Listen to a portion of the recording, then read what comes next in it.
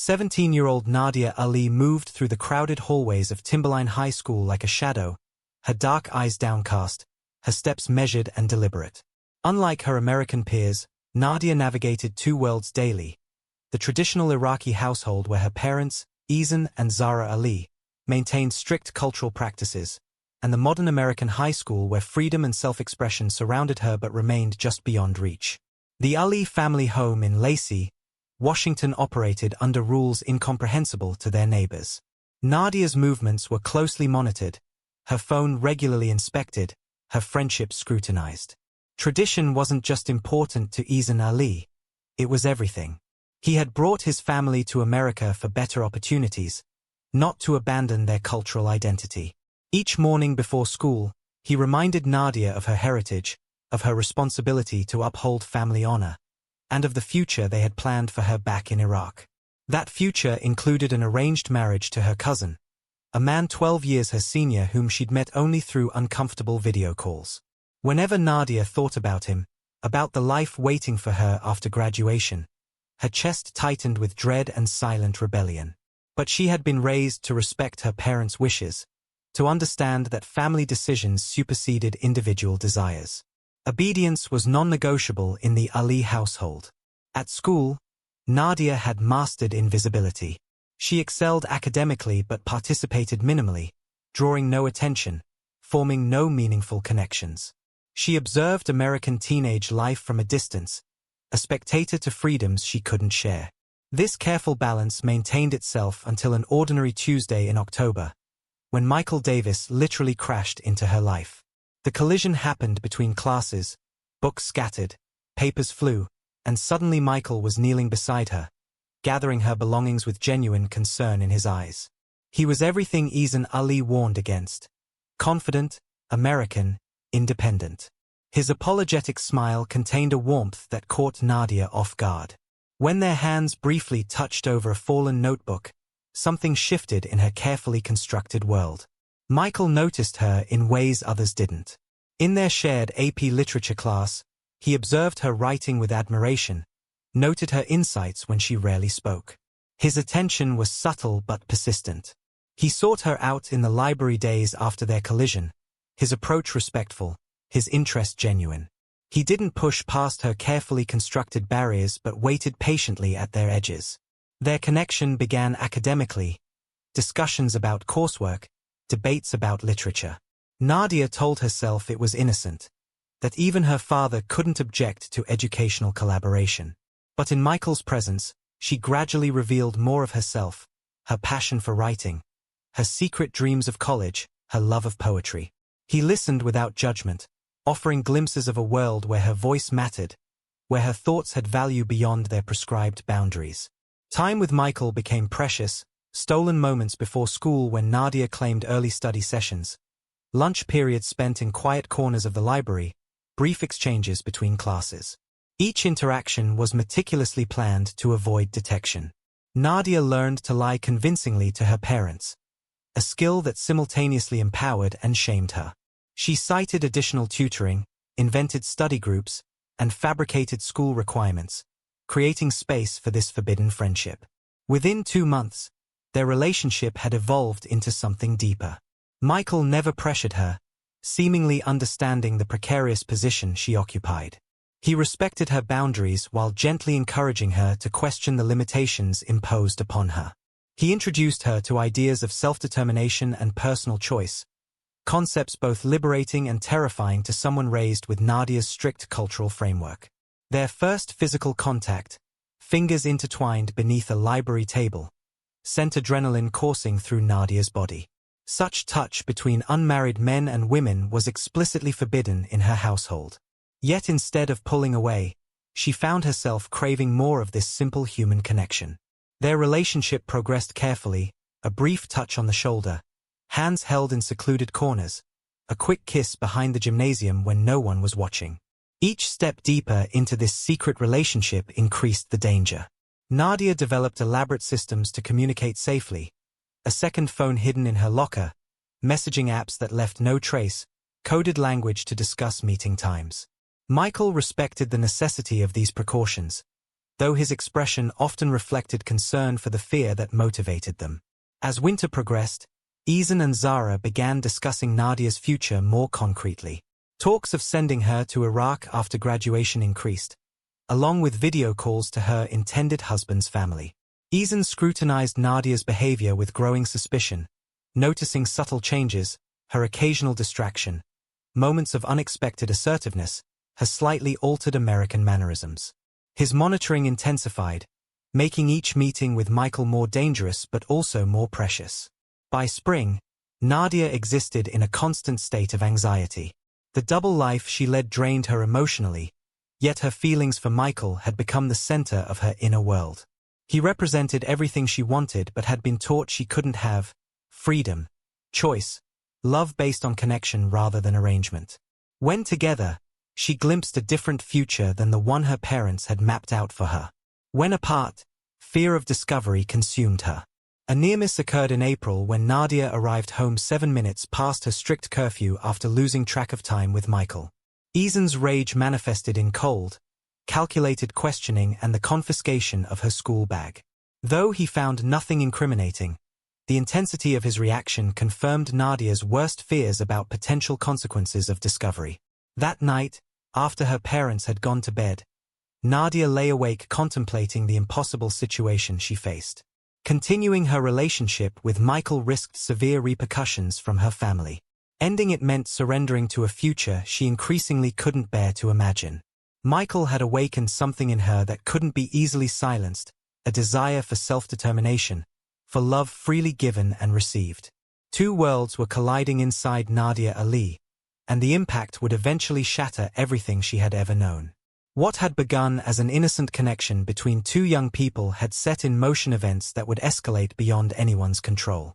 The weight of cultural expectations pressed against the emerging strength of her individual desires, creating pressure that would eventually find release in ways none of them could anticipate.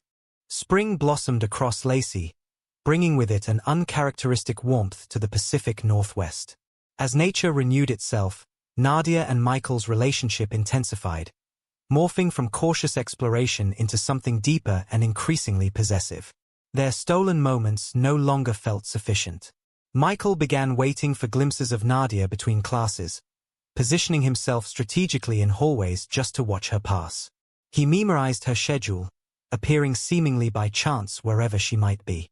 What had begun as gentle attentiveness transformed into a constant presence. Nadia found herself equally consumed. She kept a small notebook hidden beneath her mattress, pages filled with memories of their interactions. The exact color of his eyes in different lighting, the precise words he'd spoken when he first told her she mattered to him. She collected small tokens from their meetings, a coffee receipt, a leaf from the tree where they'd first held hands, a pebble from the parking lot where he'd waited for her. These items became talismans, touched repeatedly throughout lonely evenings at home. Their dependency deepened as external pressures mounted. One evening in late April, Nadia returned home to find unexpected visitors, her father's brother and his wife, recently arrived from Baghdad. Their presence signaled something significant. That night, as the adults conversed in hushed tones in the living room, Nadia's mother came to her bedroom, closing the door softly behind her. Zara's face held the resigned expression Nadia had come to recognize when family obligations superseded personal feelings. With measured words, she explained that arrangements had been finalized. After graduation in June, Nadia would return to Iraq with her uncle and aunt. The marriage to her cousin Tariq would take place within weeks of her arrival.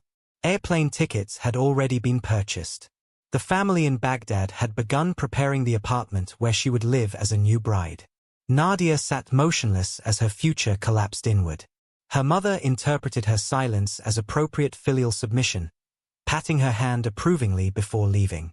But inside, Nadia's mind raced with desperate calculations. 6 weeks. She had 6 weeks before they would take her away from everything, from Michael. The next morning, she arrived at school with reddened eyes and trembling hands. Michael noticed immediately, pulling her into an empty classroom. When she finally revealed everything, his reaction surprised her. Instead of the sympathy she expected, his face hardened with determination. This wouldn't happen. He wouldn't let them take her. They belonged together, and he would make sure of it. That afternoon, Michael skipped track practice to research options. He discovered information about immigration laws, adult rights, restraining orders against family members. He created elaborate scenarios. Nadia could stay with his family. They could drive to another state. They could fight this legally. His protective instincts transformed into something more possessive, more absolute. He began suggesting she cut ties completely with her family after graduation. His texts multiplied, demanding immediate responses, his worry spiraling when she couldn't reply quickly enough. For Nadia, Michael's intensity provided both comfort and concern. His absolute certainty that they should be together mirrored her deepest wishes, yet she recognized the impossibility of clean breaks from family obligations so deeply ingrained. Still, desperation pushed her further into the relationship. They began meeting more frequently, taking greater risks. Michael waited for her a block from her house early mornings, driving her to school to maximize their time together.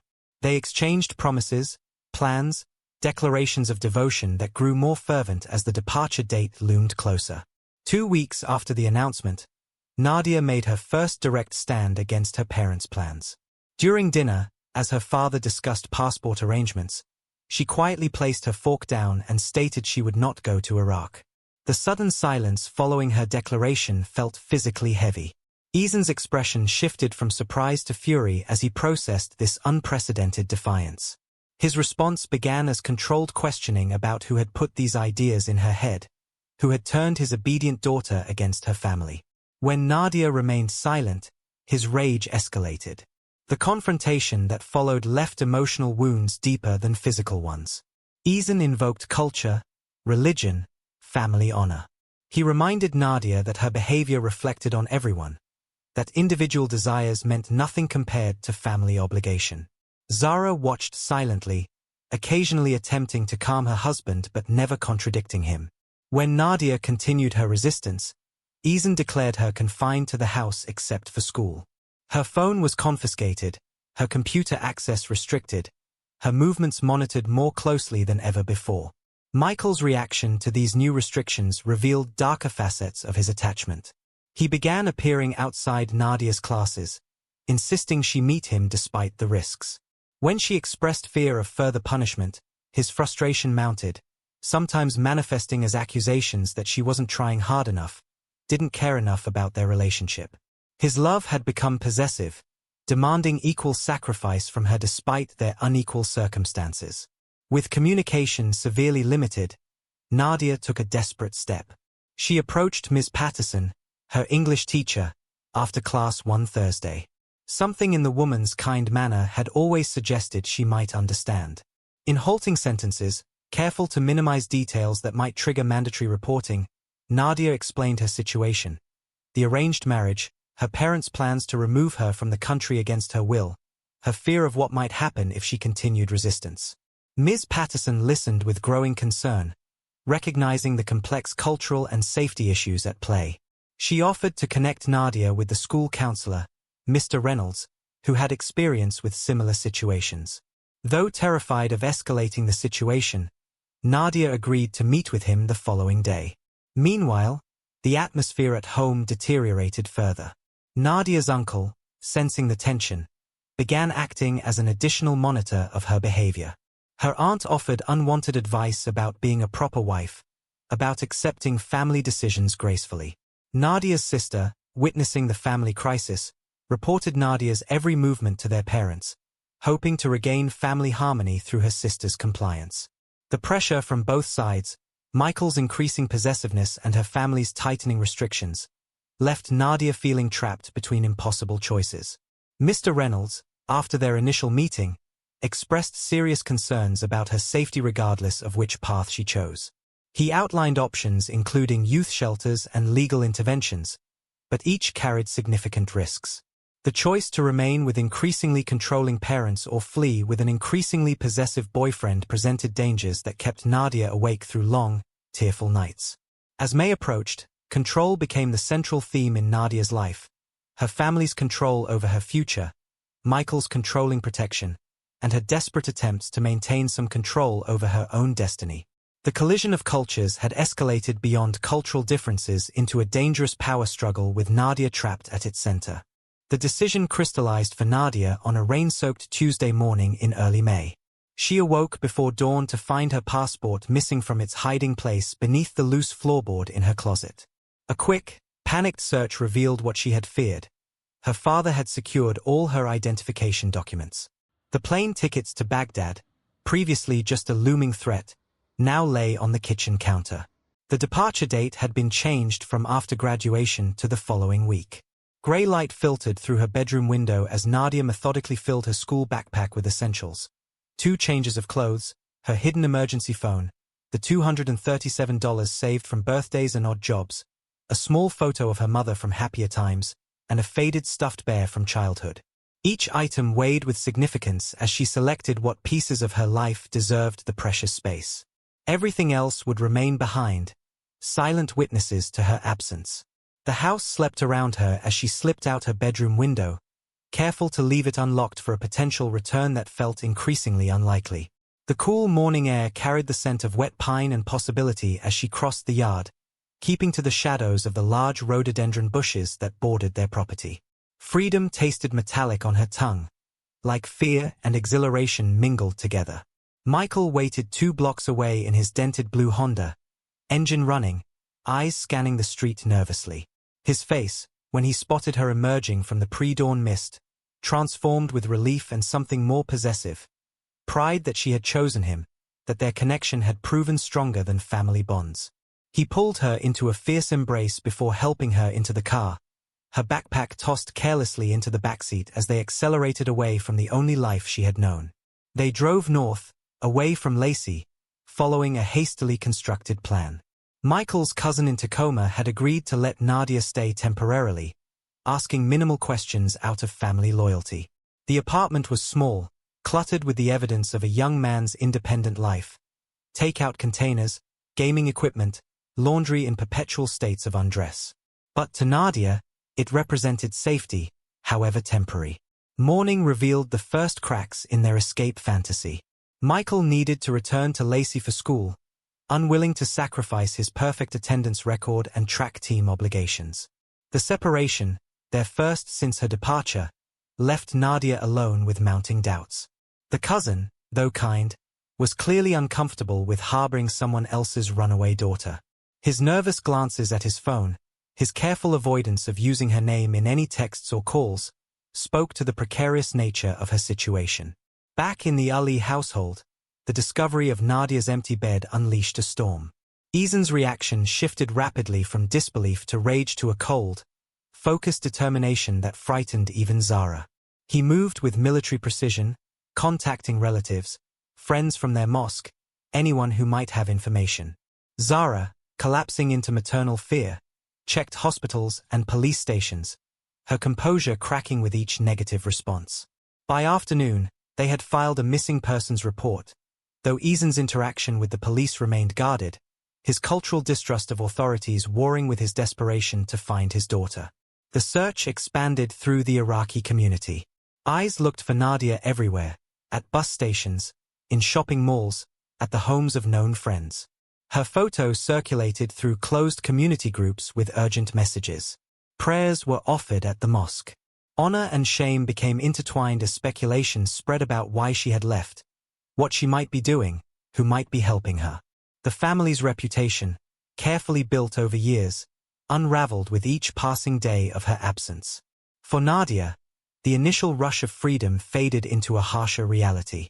Michael's cousin, increasingly nervous about potential legal repercussions, asked her to leave after 3 days. She relocated to the home of a friend from school, a girl named Emily whose parents were divorced and whose mother worked night shifts. The arrangement offered temporary shelter but little security. Each new location required renewed vigilance, windows checked repeatedly, unfamiliar cars noted with rising panic. She changed her appearance, cutting her long dark hair short with kitchen scissors, dyeing it a lighter brown with drugstore box color, adopting hooded sweatshirts and baseball caps as disguise. Michael's visits became both her greatest comfort and greatest source of tension. His protective nature intensified, manifesting as constant text messages when they were apart, demanding updates on her location, growing suspicious when she didn't respond immediately. When together, he alternated between tender support and frustrated control, making plans for their future with absolute certainty while dismissing her concerns about long-term sustainability. The power imbalance between them grew, she, increasingly dependent on his assistance. He, increasingly confident in his role as savior. The emotional toll mounted on both sides.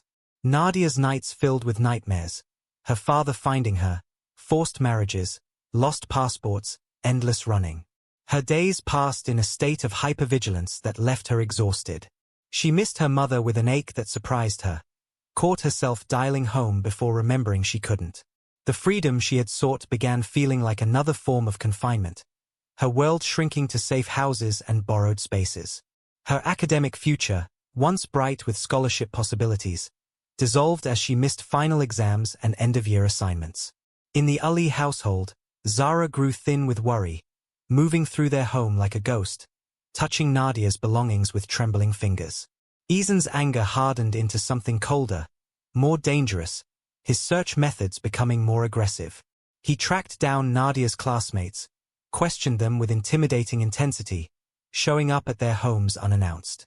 He monitored social media obsessively, created fake accounts to infiltrate student groups, spent nights driving slowly through neighborhoods where she might be hiding. 2 weeks into Nadia's absence, an unexpected message arrived through Emily's Instagram account. Zara wanted to meet, alone, at a neutral location. After hours of debate, Nadia agreed, hoping her mother might understand, might help mediate a solution. The meeting took place at a small coffee shop halfway between Emily's house and the Ali home. Zara arrived alone as promised, her face aged years in weeks, her hands constantly moving as if seeking something to hold. The conversation began with tears, moved through recriminations, pleas, explanations. Zara offered compromise, return home, finish school, delay any marriage discussions until after graduation. Nadia countered with conditions, no Iraq trip, freedom to apply to local colleges, recognition of her relationship with Michael. For a brief moment, reconciliation seemed possible, the maternal bond stretching but not breaking across cultural divides. Then Zara's phone chimed. Izan's voice, accidentally overheard, asking for confirmation of location. Nadia's trust shattered instantly.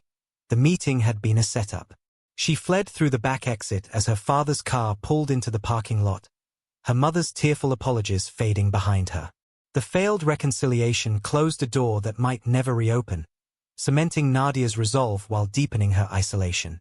That night, huddled in yet another temporary refuge, Nadia made a decision. They couldn't keep running forever. She needed to return to school, to confront her situation head-on. Their flight had only increased her father's determination. To break this cycle, she would have to risk everything on one final stand. The morning of May 17th dawned clear and bright, betraying nothing of the storm that would soon break over Timberline High School.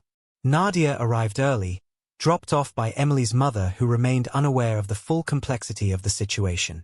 After 3 weeks of absence, Nadia's return to school felt both foreign and familiar. The hallways, once merely passages between classes, now represented a strange middle ground. Neither the confinement of her family home nor the uncertain freedom of her weeks in hiding. Students stared as she passed, whispers following in her wake. Her appearance had changed, hair shorter, clothes different, face thinner. But more striking was the wariness in her eyes.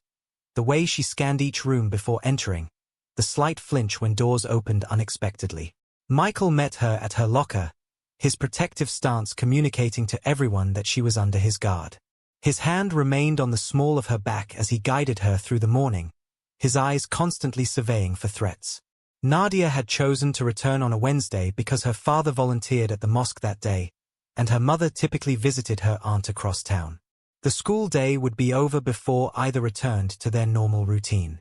It was a calculated risk. She needed to speak with her guidance counselor about options for completing her academic year, to collect assignments she had missed, to establish some semblance of normalcy in her fractured life.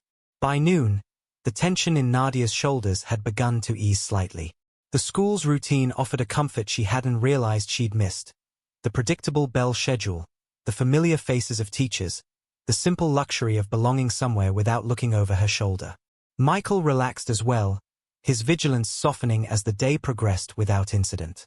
During lunch period, they sat with a small group of friends in the sunny courtyard, and for a brief moment, Nadia almost felt like a normal teenager again. That feeling shattered at 2:14 p.m., 7 minutes before final bell. Nadia was gathering books from her locker when Michael's expression changed, his body suddenly rigid with alarm. Before he could speak, Nadia felt it. A shift in the air, a disturbance in the hallway's usual cacophony.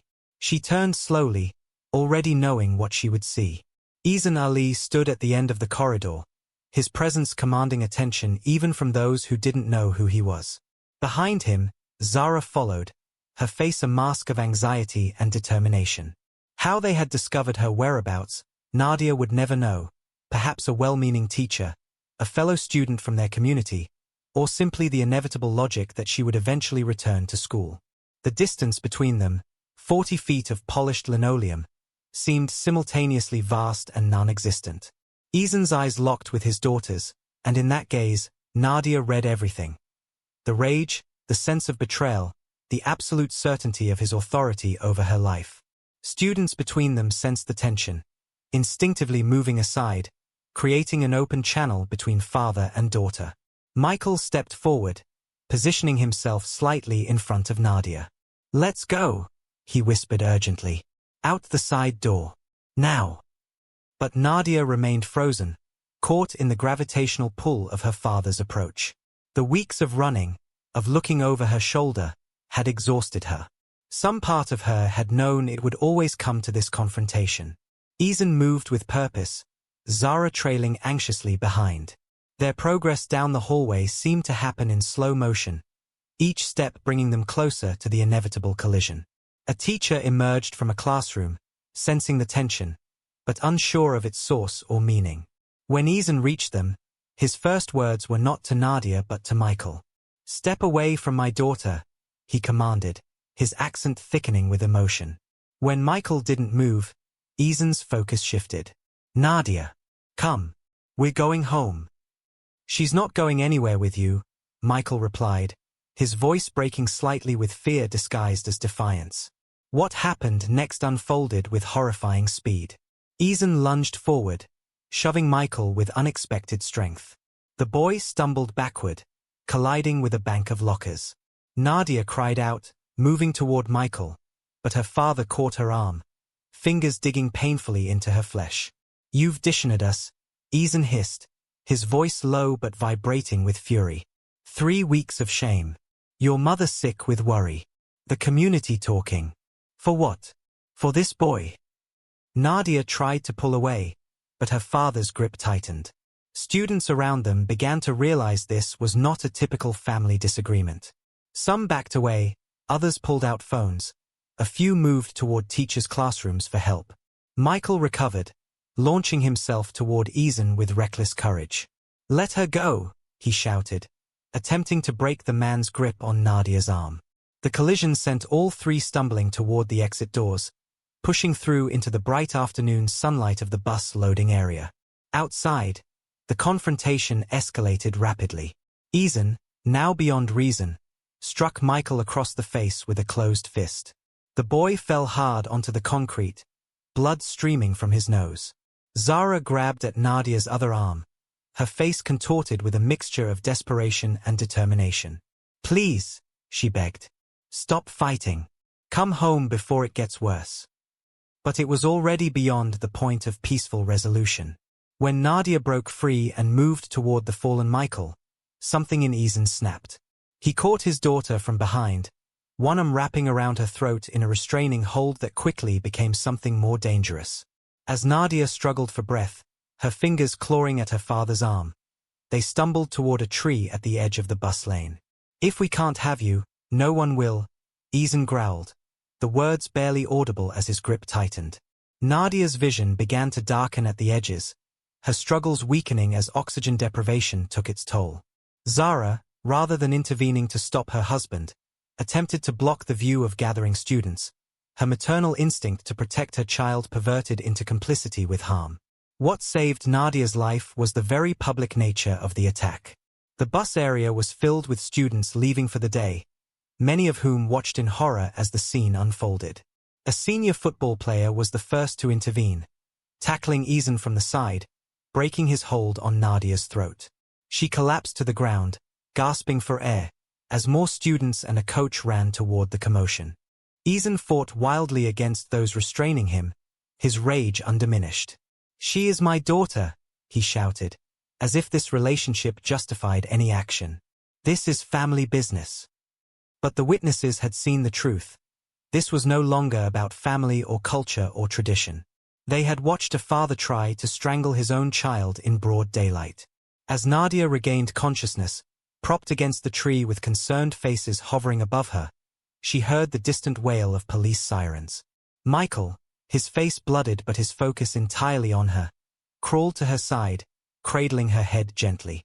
The last thing she saw before paramedics arrived was her mother being restrained by the school resource officer, and her father face down on the pavement, still struggling against those holding him as he shouted her name, not in concern, but in unfinished fury. The breaking point had come, and with it, the shattering of any possibility that this family could ever be whole again. The fluorescent lights of St. Peter's Hospital emergency room cast harsh shadows across Nadia's face as medical personnel moved around her with practiced efficiency. The initial examination revealed ugly purple bruising encircling her throat, damaged tissue beneath the skin, and microhemorrhaging in her eyes, telltale signs of a near-fatal strangulation. A trauma nurse with gentle hands photographed these injuries, quietly explaining they would be needed for the police report. Nadia nodded silently, unable to speak through the pain in her throat, each breath a reminder of how close she had come to death at her father's hands. 3 rooms away, Michael sat with his own injuries being tended to, a broken nose, split lip, and a concussion from the initial blow. Unlike Nadia, he spoke freely to the police officer stationed by his bedside, his words tumbling out in a rush of anger and fear as he described Izan's attack. "He would have killed her," Michael repeated, wincing as the doctor reset his nose. "If no one had stopped him, he would have killed her right there."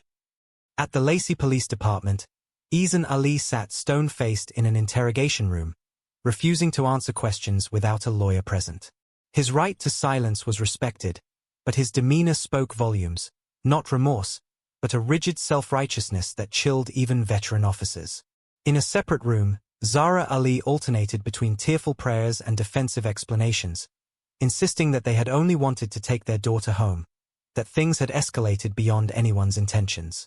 The body camera footage from responding officers told a different story, capturing Izan's continued threats even as he was being restrained and placed into the patrol car. By nightfall, both parents had been formally charged, Izan with attempted murder, attempted kidnapping, and assault, Zahra with criminal complicity and child endangerment. The judge denied bail, citing flight risk and the severity of the charges. That night, for the first time in their 20 years of marriage, Izan and Zahra Ali slept apart, in separate cells of the county jail, while their daughter slept under police guard in a hospital room across town. The attack's public nature ensured it could not be contained. Video footage captured on students' phones spread rapidly across social media before being picked up by local news outlets. By morning, the story had expanded beyond Lacey. Honor-killing attempt at local high school read the headlines, as journalists pieced together narratives of cultural conflict, arranged marriages, and a young woman's fight for freedom. Some reports were thoughtful and nuanced, others sensationalized and oversimplified. All of them transformed Nadia's private pain into public consumption. 3 days after the attack, still unable to speak above a whisper, Nadia was released from the hospital into temporary protective custody. With no family deemed safe for placement, she entered the liminal space of the foster care system, a 17-year-old with 2 weeks remaining of legal childhood, housed with a state-approved family who treated her with kind distance. The social worker assigned to her case spoke in careful terms about temporary restraining orders, victim advocacy programs, and potential emancipation options. Michael visited daily, his own injuries healing faster than Nadia's, his protective instincts now channeled into practical support, collecting homework assignments, keeping their friends updated, researching legal options for Nadia's uncertain future. But beneath his dedicated exterior, something had shifted. The violence he had witnessed had left its mark, manifesting in nightmares and a new hypervigilance. In quiet moments, Nadia caught him watching her with a haunted expression, as if seeing not just her but the fragility of everything they had believed about safety and family. At Timberline High School, counselors conducted group sessions to help students process what they had witnessed. Those who had intervened were hailed as heroes, their quick action credited with saving Nadia's life. Teachers struggled to balance sensitivity toward cultural differences with unequivocal condemnation of violence. In this charged atmosphere, different narratives emerged, some emphasizing the broader issues of domestic violence and controlling relationships, others focusing specifically on cultural practices of certain immigrant communities. The Iraqi community in Lacey faced its own reckoning, suddenly thrust into an unwanted spotlight. Some members distanced themselves completely from the Ali family, emphasizing that such violence violated their cultural and religious values. Others, while condemning the attack itself, expressed concern about the case's portrayal. A few, particularly older community members, spoke quietly among themselves about the challenges of raising children between worlds, the fear of losing them to American individualism, though none publicly defended Eason's actions. 11 days after the attack, Nadia received an unexpected visitor at her temporary home. Her older sister Samira, home from college during the crisis, had finally managed to locate her through persistent inquiries with school officials. The reunion was tense, layered with unspoken accusations and painful history. Samira, though physically resembling Nadia, seemed a stranger, her conservative dress and measured speech reflecting her continued adherence to their parents' values. They made mistakes, Samira acknowledged, sitting stiffly at the edge of a chair in the foster home's living room. But they love you, Nadia. They were afraid of losing you to this country, to people who don't understand our ways. Love doesn't strangle, Nadia whispered, her voice still raspy from injury. Love doesn't plan to force someone onto a plane to marry a stranger. You don't understand what they're suffering now. The shame, the isolation. The community has abandoned them. They might spend years in prison, all for wanting to protect their daughter. The conversation continued in this vein, Samira subtly shifting blame toward Nadia for her defiance, for her relationship with Michael, for not understanding the importance of family honor. With growing clarity, Nadia realized her sister had come not to support her, but to persuade her to recant, to tell authorities it had been a misunderstanding, to repair the family's shattered reputation. When Samira finally left, promising to return with more perspective, Nadia stood at the window watching her sister's retreating figure. The last intact relationship from her former life had just revealed itself to be conditional, love offered only within the boundaries of obedience and conformity.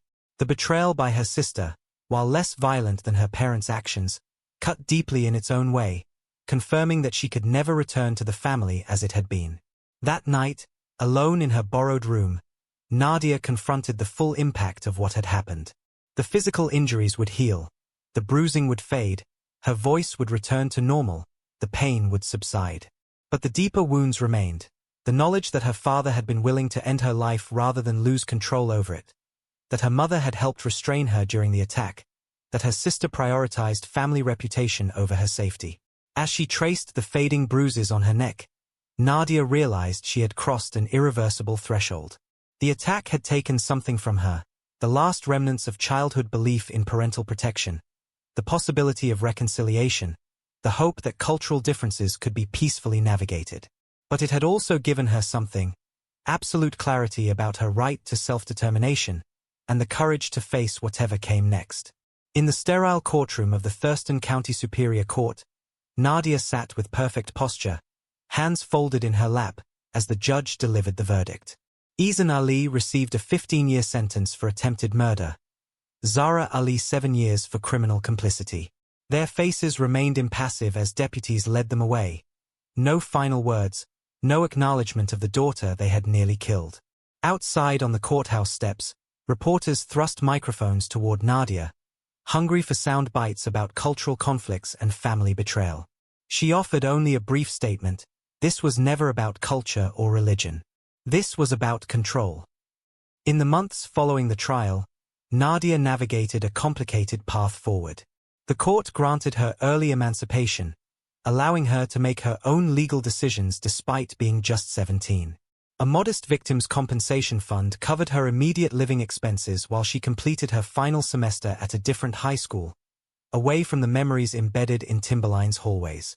Michael remained present, though their relationship evolved as both processed their trauma. The intensity of their early romance, fueled by secrecy and danger, gradually transformed into something more measured, a deep friendship with the potential for more when healing permitted. Community support manifested in unexpected ways. A local women's organization established a scholarship in Nadia's name for survivors of domestic violence. Several families from the Iraqi community reached out privately, offering support and acknowledging the complicated balance between cultural preservation and adaptation. Some marks remained invisible, would always remain. But she was moving forward, one day at a time, writing her own story.